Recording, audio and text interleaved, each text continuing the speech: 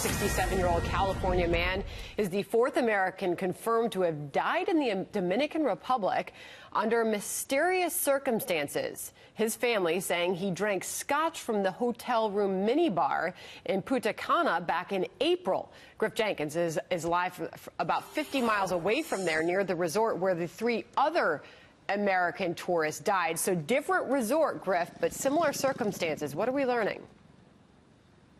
That's right, Sandra. Officials here in the Dominican Republic say that these are isolated and rare incidences, and that none of the 2.5+ million Americans that visit this island paradise should be concerned. But the fact is, as you mentioned, a fourth mysterious death in April. That's Robert Bell Wallace, 67, of California. He was here in April for his stepson's wedding.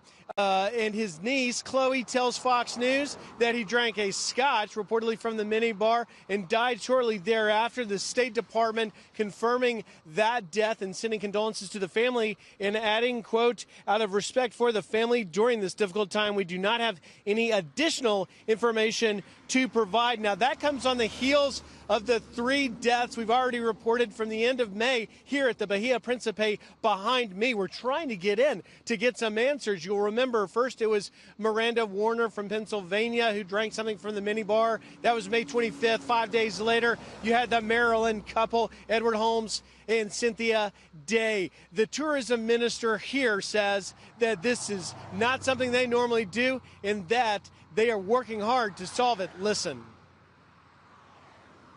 We have never had to give a news conference like this to clarify nothing.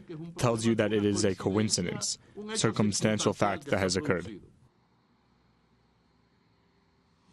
But there are similarities, Sandra. All the early autopsies, all of the 3 that I mentioned there had the enlarged heart, respiratory failure, and fluid on the lungs. There is an FBI team here on the ground. There are State Department representatives as well as international teams looking into it. I spoke early this morning with a man named Stephen Bullock. He's the attorney for the Maryland couple, and here is what he told me. He said the families are determined to find out what happened and why. We look forward to getting the FBI findings. We have not heard from the FBI. We aim to do so if they will give us any indication. Another thing that the attorney said he wants to see is a toxicology report that may tell us whether this is leaning towards a case of poisoning or not. All this on the heels of the news we woke up to here on this island, and that is the shooting of David Ortiz, a legend, of course, for the Red Sox, but even a bigger legend here on the island of the Dominican Republic.